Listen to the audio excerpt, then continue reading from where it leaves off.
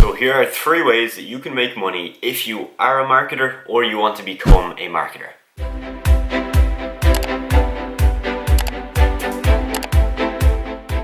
Alright, so the first way that you can make money as a marketer is by freelancing. In my opinion and from my experience, this is definitely the easiest form of marketing that you can start off with. There's really just 3 parts to this process. Number 1, you have to figure out a service that you can offer. Step 2 is to get yourself onto some gig sites such as Upwork.com and Freelancer.com. And step number 3 is to actually get clients. So to get clients, you have 2 main options. Option number 1 is pretty straightforward. You hop onto Upwork or Freelancer, you post a job, and you just hope that someone reaches out to you and hires you. Now the second way to get clients, which is what I would recommend you do, is that you go direct to businesses. You see, posting a job as a beginner on Upwork or Freelancer, you're going to be faced with a lot of competition, right? A lot of other people selling the exact same service that you have, and they're going to have 5, 10, 20 reviews, and they've done tons of past orders, so they've got loads of experience. So it makes the process a little bit harder for you if you're just starting off. So what you can do instead then is to go direct to businesses. There's tons of ways of doing this. I have tons of videos as well about the different strategies and the methods that you can use for this. What I would recommend is just take it to the basics, okay? Who are you trying to target? What type of business? And then look at where they hang out. So if you work with people in the fitness industry, you're probably going to find them on Instagram and probably on TikTok. You're probably not really going to find them hanging out on LinkedIn, which is more of a B2B platform. So as I mentioned at the start, freelancing is definitely, in my opinion, the easiest to start off with. Does that mean it's the best? No. As a freelancer, you are responsible for everything between getting a client and delivering the service as well. I did freelancing for over 1 year, and my biggest struggle with it, and the reason why I kind of stopped doing it in the end, was because I couldn't scale it. I was maxed out with about 2 clients, and I didn't really have any more time to get new clients, okay? And this causes 2 problems. 1, it means that if I lose a client, I've got half of my income just gone. And the second reason that's a problem is because if you only have 2 clients and you're maxed out, right? As we just mentioned, first off, you could lose a client and you lose half your income. Now, secondly, because you don't have time to reach out to clients, you cannot scale. So if you ever want to make more money, all you can really do is to increase your prices. And that can work, that can definitely work. But a lot of times when you do that, a certain client that you're working with is going to be a bit annoyed.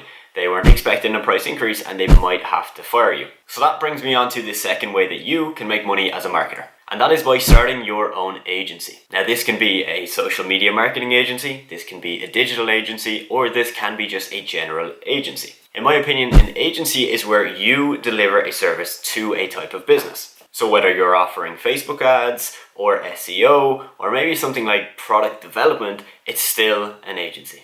The key difference here between an agency, right, and freelancing is that when you're freelancing, you do everything yourself. When you have an agency, you usually bring on contractors or other freelancers who do a lot of the service delivery for you. So let's take the example, you're offering Facebook ads. As a freelancer, you might be able to have 5 clients per month that pay you, and you pitch the clients, you speak with them, and you deliver the service. You actually run the Facebook ads. Now with an agency, what that looks like is you would probably get the client, okay, so you sell them, you pitch them, and you get them to sign up. Now you have a contractor or a freelancer who's very, very skilled at Facebook ads, and they step in. So they handle the delivery of the service. They actually run the Facebook ads. And so this is what my marketing agency does. We offer content creation and social media management and a couple other things. And I don't do that on a daily basis. I pitch the clients and I sell them, but I don't have to be the one that actually does all of the physical work. And as you can probably tell, the main reason why that's very important is because you can scale. The sky is the limit. You can have 10 clients as an agency, or you can have 200. My agency personally has over maybe 7 to 80 clients at the moment. That varies month to month. And the reason I'm able to do that is because we've got a team in place, right? So I've got people who are delivering the service, okay? So graphic designers, video editors. We've got people then writing captions for Instagram content and coming up with ideas. And then we also have a client success team, okay? So client managers and people who basically manage our clients for us. Because as you can imagine, if I had to speak to 80 clients every month, I wouldn't do anything apart from speaking to those 80 clients. That would take a ton of my time. The final way that you can make money as a marketer is by consulting. Okay, so there's a big difference right now between freelancing, SMMA, which is running an agency, and consulting. Consulting is what we call a done with you service, right? You don't do the work, you just consult and kind of explain to them how they can do it. Now, with an agency and with freelancing, it's usually going to be done for you. You actually deliver the service so that the business owner doesn't have to deal with it. So if you want to be a marketing consultant, usually what's going to happen here is one, you're going to come into a company that has a marketing team and you're going to train them up. You're going to basically teach them about whatever service it is that you are really experienced in. But also you could be consulting with the higher level people within the company. So I'll give you an example. Let's say we're talking to a company and they've got a marketing team. There's about 2 or 3 people on the team. And then they also have their C-level team. Okay, so these are the executives. These are the people setting the strategy for the company. These are the people who are looking at the financials. And these are the people who are trying to really take the company from what it is now and turn it into 10x. So if you have a ton of experience with paid ads, right? Let's say you've scaled up a lot of brands, physical product brands with paid ads. What you can do is you come in as a consultant, right? But you're not speaking directly to the marketing team. You might be coming in and speaking to the C-level team, all right? So to the executives, to the people setting the strategy. And what you're kind of doing with them is more higher level consulting.